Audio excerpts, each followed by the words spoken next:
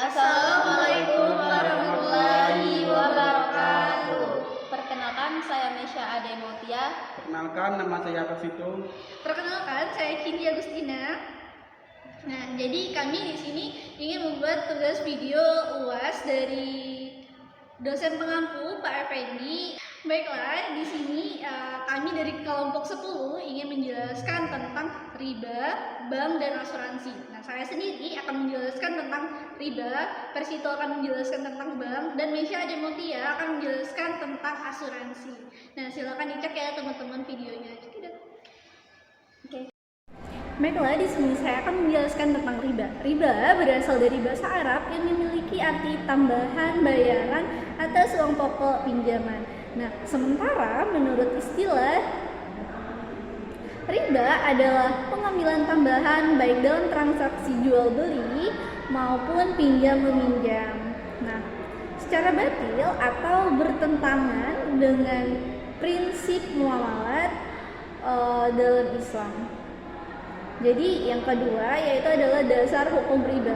Dasar hukum melakukan riba adalah haram menurut Al-Quran, Sunnah, dan ijma ulama. Yang ketiga yaitu ada macam-macam riba. Para ulama fikih membagi riba menjadi 4. Yang pertama yaitu adalah riba fadl. Riba fadl yaitu adalah tukar menukar atau jual beli antara dua buah barang yang sama jenisnya, namun tidak sama ukurannya, yang disyaratkan oleh orang yang menukarnya, atau jual beli yang mengandung unsur riba pada barang yang sejenis dengan adanya tambahan pada suatu benda tersebut. Nah, contohnya yaitu adalah tukar menukar emas dengan emas atau beras dengan beras, dan ada kelebihan yang disyaratkan oleh orang-orang yang menukarnya. Kelebihan yang disyaratkan yaitu disebut riba fadl. Terus yang kedua ada riba nasi'ah. Riba nasi'ah yaitu mengambil keuntungan dari pinjam meminjam atau tukar menukar barang yang sejenis maupun tidak. Nah, sejenis karena adanya keterlambatan waktu pembayaran. Salah. Maaf Kak. 2. Riba nasi'ah. Riba nasi'ah yaitu mengambil keuntungan dari pinjam meminjam atau tukar menukar barang yang sejenis maupun yang tidak sejenis karena adanya keterlambatan waktu pembayaran. Nah, yang ketiga yaitu adalah riba qardi. Riba qardi adalah meminjam sesuatu dengan syarat keuntungan atau tambahan dari orang-orang yang meminjamnya. Misalnya, Andi meminjam uang kepada Arman sebesar 500.000, kemudian Arman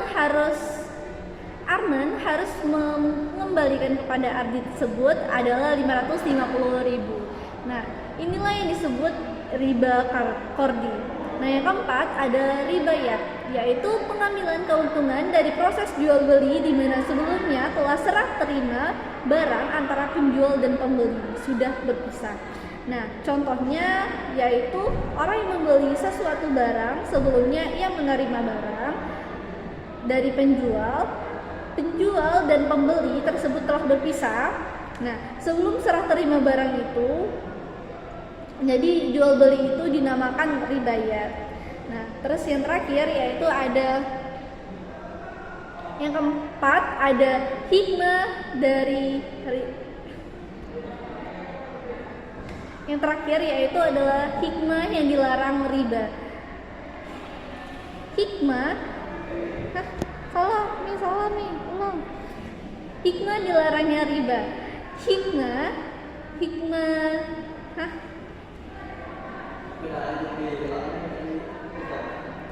salah. Hikmah riba yaitu dilarang karena yang pertama yaitu menghindari tipu daya antar sesama manusia. Yang kedua, melindungi harta sesama muslim agar tidak dimakan dengan batil. Terus yang ketiga yaitu memotivasi orang muslim untuk menginvestasi hartanya pada usaha-usaha yang bersih dari penipuan, jauh dari apa saja yang dapat menimbulkan kesulitan dan kemarahan di antara kaum muslimin. Nah, yang keempat yaitu menjauhkan orang muslim dari sesuatu yang menyebabkan kebinasaan, karena memakan riba adalah orang yang zalim dan akibat kezaliman itu adalah kesusahan. Baiklah, mungkin akan dilanjutkan oleh teman saya. Terima kasih. Baik, Assalamualaikum warahmatullahi wabarakatuh. Di sini saya ingin menjelaskan materi mengenai bank. Bank adalah lembaga keuangan yang menyediakan berbagai layanan keuangan kepada masyarakat seperti menyimpan uang, memberikan pinjaman, dan melakukan transaksi keuangan lainnya. Ada beberapa jenis bank yang wajib kita ketahui, yaitu yang pertama ada bank komersional, yang kedua ya bank investasi, yang ketiga bank sentral, dan yang keempat yaitu bank syariah.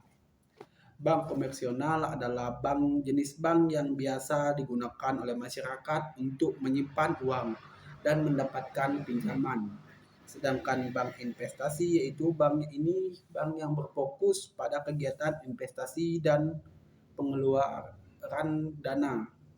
Yang selanjutnya yaitu bank sentral, yaitu bank yang memiliki peran penting dalam mengatur kebijakan dan moneter dan menjaga stabilitas ekonomi suatu negara. Sedangkan bank syariah adalah bank yang beroperasi berdasarkan prinsip syariah Islam.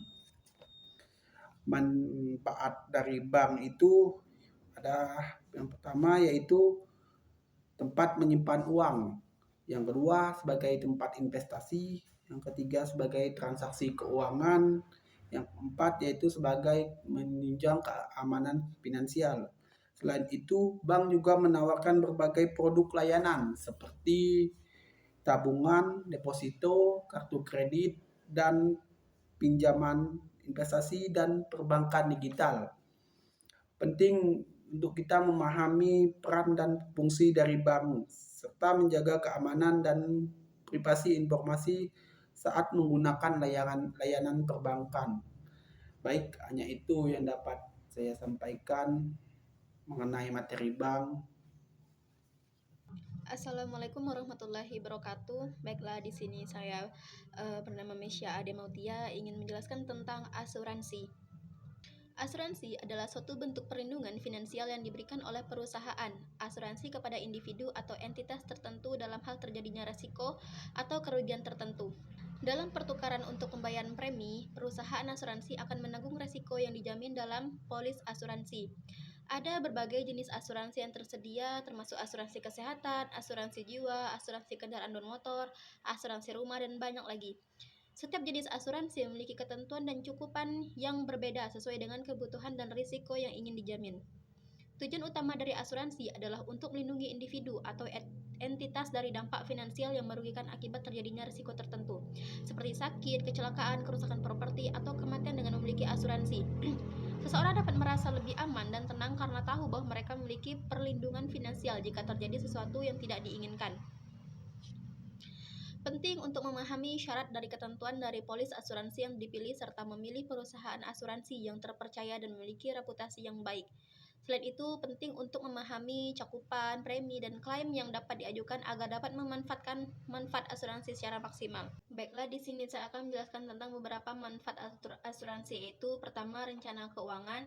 Asuransi dapat menjadi bagian dari rencana keuangan jangka panjang seseorang. Dengan memiliki asuransi jiwa atau asuransi investasi, seseorang dapat mempersiapkan masa depan finansialnya dan merencanakan warisan untuk keluarganya. Kedua yaitu pembayaran premi. Pembayaran premi asuransi dapat dilakukan secara berkala sesuai dengan kesepakatan. Hal ini dapat membantu seseorang untuk mengelola keuangan dengan lebih disiplin dan teratur. Ketiga yaitu rasa aman. Dengan memiliki asuransi, seseorang dapat merasa lebih tenang dan aman karena tahu bahwa mereka memiliki perlindungan finansial jika terjadi sesuatu yang tidak diinginkan. Yang keempat yaitu mendorong pengeluaran yang bijaksana. Asuransi dapat mendorong seseorang untuk merencanakan pengeluaran dengan lebih bijaksana. Dengan mempertimbangkan risiko yang mungkin terjadi, seseorang dapat lebih berhati-hati dalam mengelola keuangan dan mengalokasikan dana untuk asuransi yang sesuai. Yang kelima yaitu pemberdayaan ekonomi. Asuransi juga dapat memberdayakan ekonomi dan memberikan perlindungan finansial kepada individu, keluarga, dan bisnis. Hal ini dapat membantu dalam meminimalkan dampak kerugian finansial akibat risiko tertentu. Dengan memahami manfaat dan pentingnya asuransi, seseorang dapat membuat keputusan yang lebih bijaksana dalam mengelola risiko finansial dan melindungi aset serta kehidupan mereka. Cukup sekian dari saya. Assalamualaikum warahmatullahi wabarakatuh. Baiklah, di sini kami dari kelompok 10 berakhir menyampaikan materinya. Kami minta maaf jika ada kesalahan dalam penyampaiannya. Wabillahi taufiq wal hidayah. Wassalamualaikum warahmatullahi